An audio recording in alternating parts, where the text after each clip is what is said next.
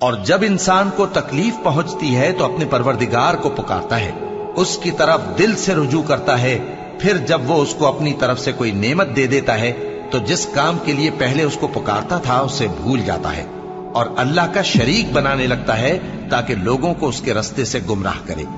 کہہ دو کہ اے کافر نعمت، اپنی ناشکری کے باوجود تھوڑا سا فائدہ اٹھا لے، پھر تو دوزخیوں میں ہوگا۔